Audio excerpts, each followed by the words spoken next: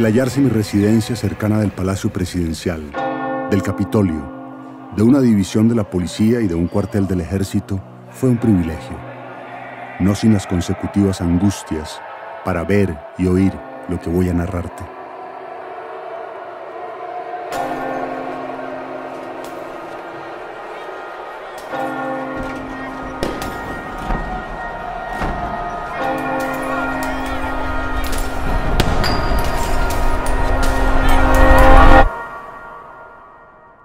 Hace 65 años, el asesinato de un hombre nos grabó una fecha en la memoria del desastre.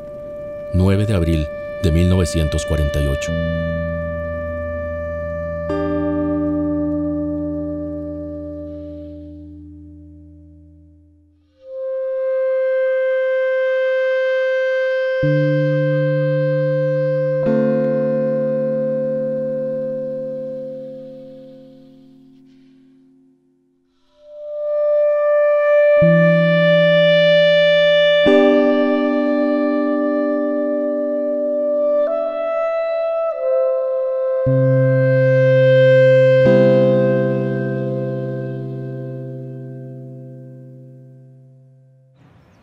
La violencia empezó 5 siglos antes, pero ese día quedó registrado en la historia colectiva de Colombia.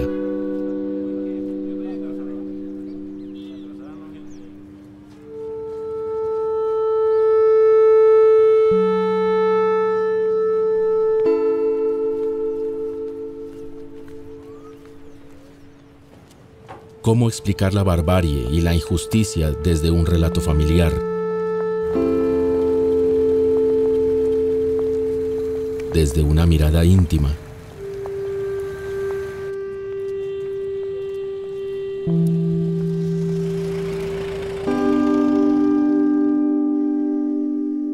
Por azar, he descubierto los archivos fílmicos que mi abuelo Roberto Restrepo hizo hace más de 65 años.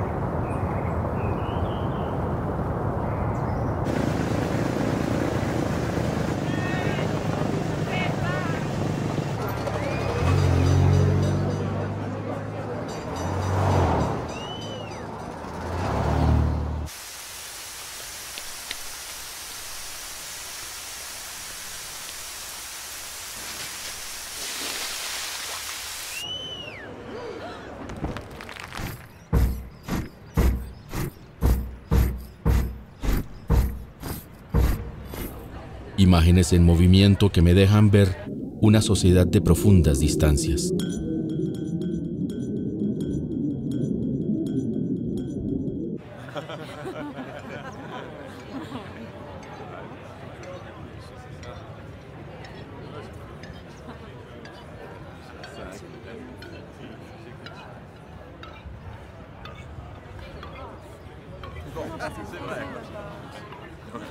Los privilegiados y los de a pie.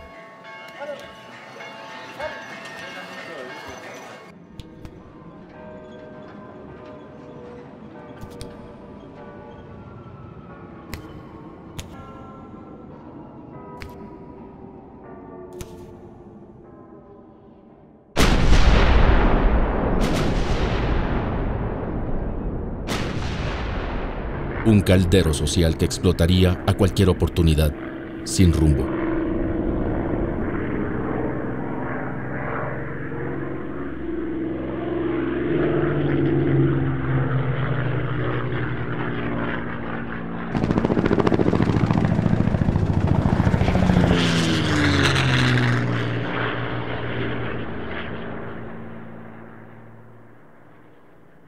Desde sus escritos, Roberto advertía con ironía el peligro.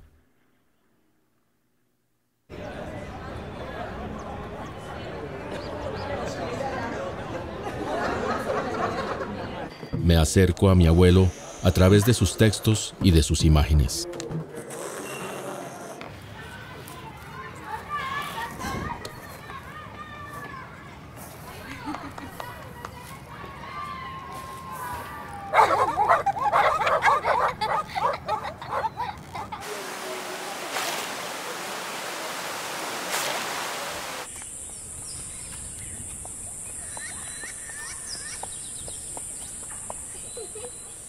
las que filmó y los escasos cuadros en donde es filmado.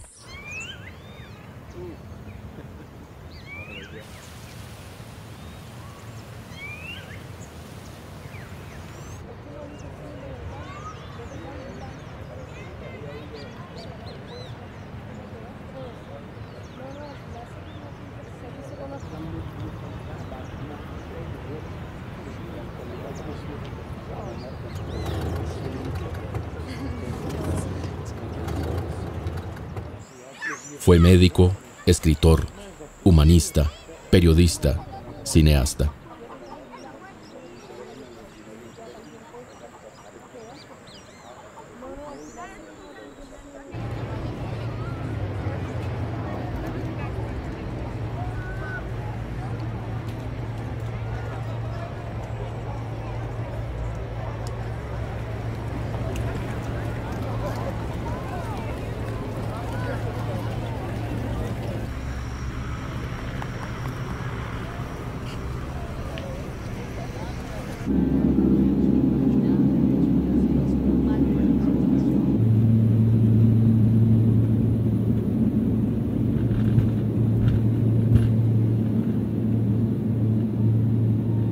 En buena hora me dijiste que para olvidar las bajezas de los hombres, había que aspirar otros aires de la patria, saturar la vista con panoramas y la mente admirándolos. Y en trueque de este consejo, eficaz fórmula para mi salud menoscabada y que me ha vuelto la serenidad y la alegría, quiero en una narración sintética hacerte vivir mis mismas horas y a solas decirte cuánto vale este país que ignoramos.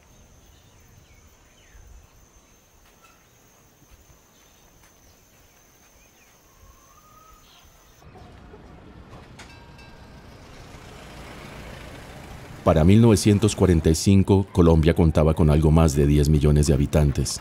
2/3 partes vivían en el campo, allí donde se incendiaría el país entero con fuego atizado desde las ciudades.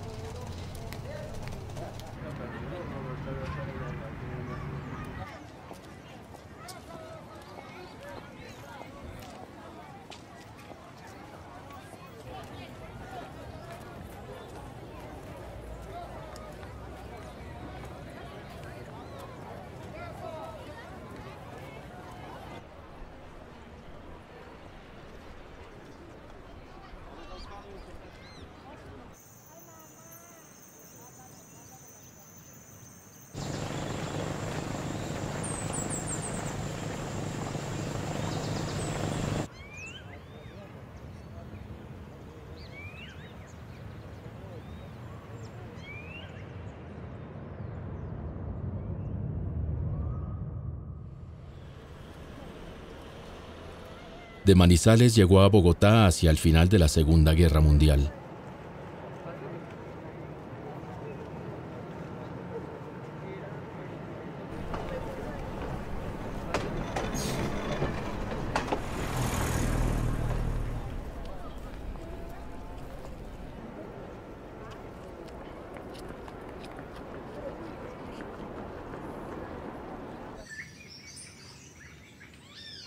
Compró un castillo en las afueras de la ciudad.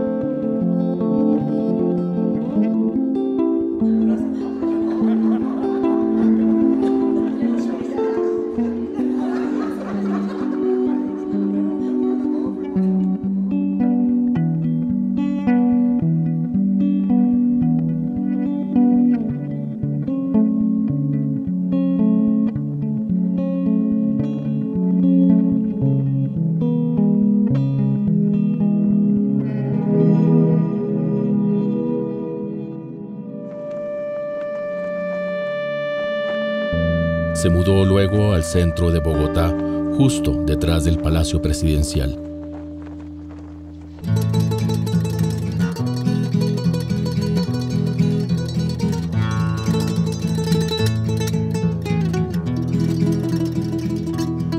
El 9 de abril de 1948, cuando Jorge Eliezer Gaitán fue asesinado en una calle del centro, Roberto vivía con su familia a escasas cuadras del lugar.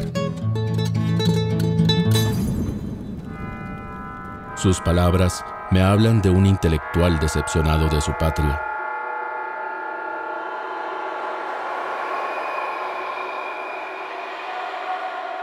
Sus imágenes me revelan a un hombre que descubre a esos otros, a los que no viven en castillos ni logran viajar al exterior.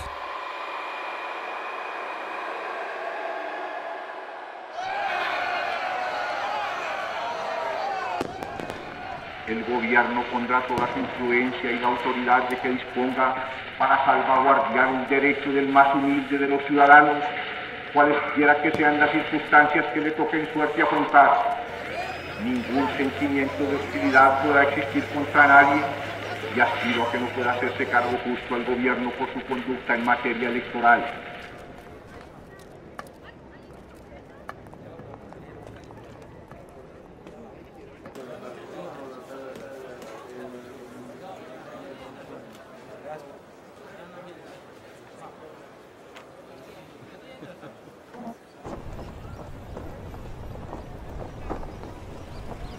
Mi abuelo escribía sobre las tensiones presentes. Para nadie era un secreto que en la República había una crisis de autoridad, engendrada por suma benevolencia, por incapacidad o por temor. Pero a esta situación habíamos llegado casi sin advertirlo. Había un proceso de causas tan íntimamente eslabonadas que parecían ya una cadena sin fin. O así parecían al menos a nuestros partidos políticos, empeñados en una labor suicida y loca. Y 3 balas, o fueron 4, y fue un hecho aislado u orquestado por la CIA o por el mismo comunismo, encienden a tiros a una nación desde entonces.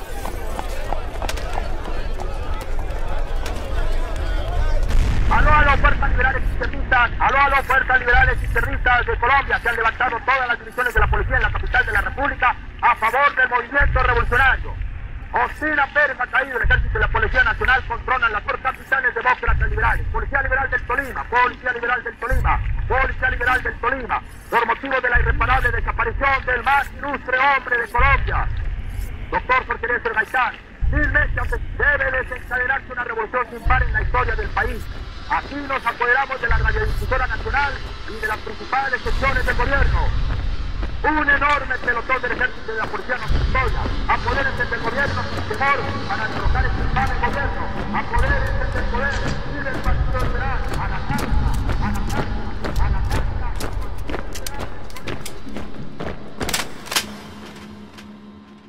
Pero, Roberto, ¿qué viste realmente y qué filmaste?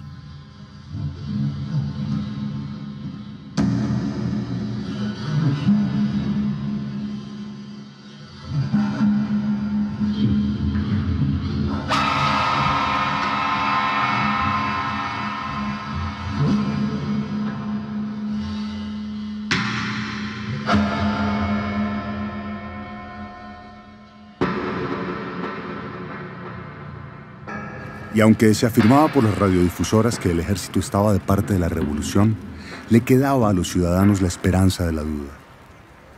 Pero los instantes iban agravándose. Ya se había anunciado por las radiodifusoras que Laureano Gómez, que el ministro Montalvo y que otros jefes conservadores habían sido linchados por la multitud en sus propios domicilios. De uno de ellos, residente frente a mi casa, vino a decírseme que estrangulado pendía de una de las columnas del Capitolio.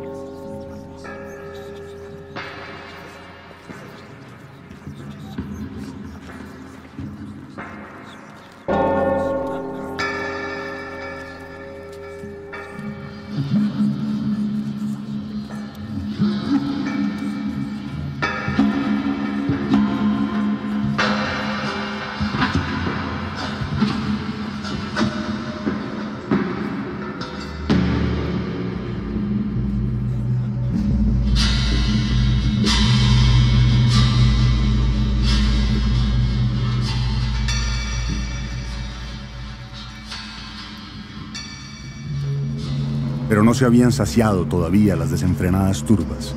Empezaba ahora, como complemento del saqueo y del incendio, su labor de asesinato. La mayor parte de los muertos que en las calles quedaron fue obra entre la chusma misma cuando se disputaba el botín. Unos intentaban arrebatar a otros lo que habían saqueado y como respuesta recibían un tiro certero o una puñalada mortal.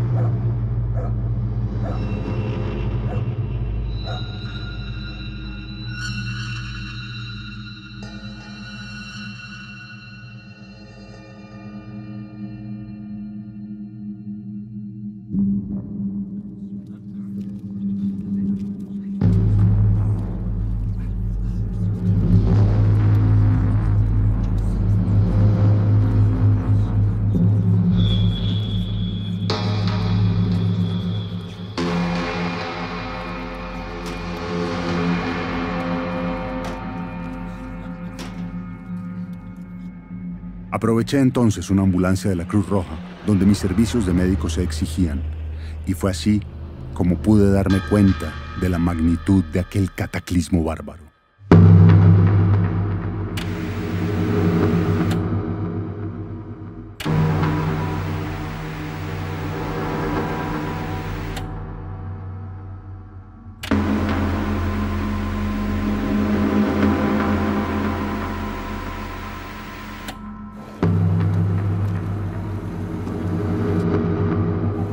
Toda la zona principal de los acontecimientos estaba sembrada de cadáveres, con horrendas heridas a machete y puñal, con cuerpos desfigurados, muchos de ellos, y con expresión monstruosa en sus rostros.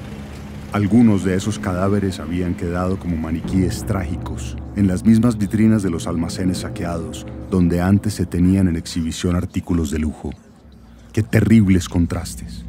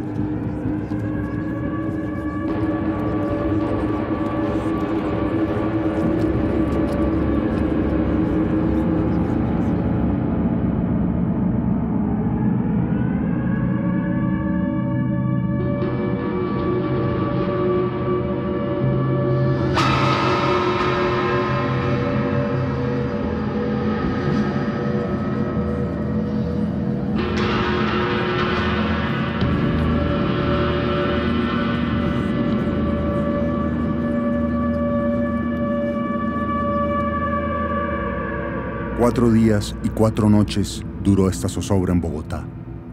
Cortadas todas las comunicaciones con el resto de la República, la situación se hacía más angustiosa todavía. Ni telégrafos, ni transportes aéreos, terrestres o ferroviarios. Todo era ansiedad por la suerte misma del país.